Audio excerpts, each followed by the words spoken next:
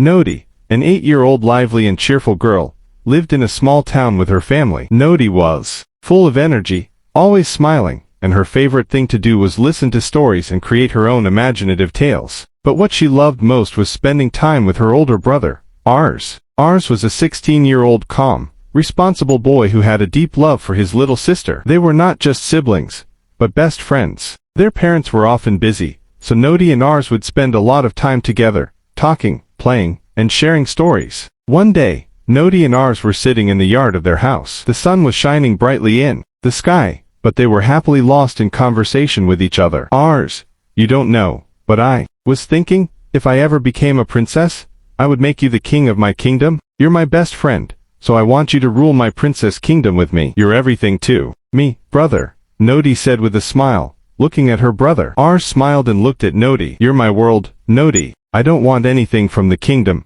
just to be by your side. If you're the princess, I'll be the happiest king in the world. Nody giggled. Okay, then we'll sit together in our kingdom, tell stories, play with toys, and make our kingdom even more beautiful. How will that be? Strange, but I'll be so happy, Ars said with a laugh. They spent hours creating stories, and Nody shared her little imaginative ideas while Ars told her tales from his school, friends, or his favorite books. Their conversations never stopped. Time flew by quickly when they were together, especially when their parents were at work or busy. Nody and Ars would enjoy each other's company, playing, talking, or simply enjoying each other's presence. One day, Nody was feeling a little down. She had some issues at school, and she had fallen while playing. Some of her friends hadn't helped her, and she felt alone. She thought, will anyone understand me? She then ran to Arizona. Ars was sitting in his room studying when Nody came in. Ars. Nody ran to her brother. I'm feeling really bad today. No one understands me. Ars quickly closed his books and sat down next to her. What happened, Nody? You're usually so cheerful. Tell me.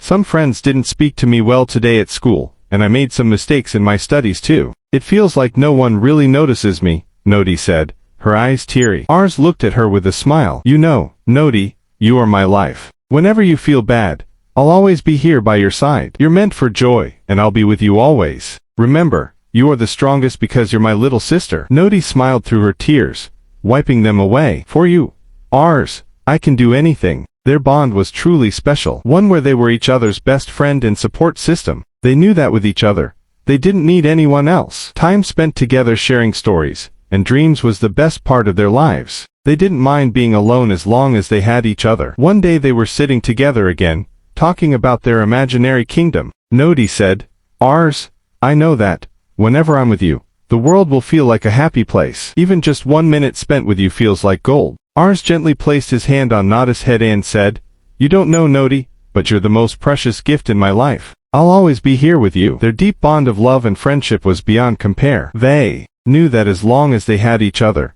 they would never feel lonely because their friendship was the most valuable thing in their lives.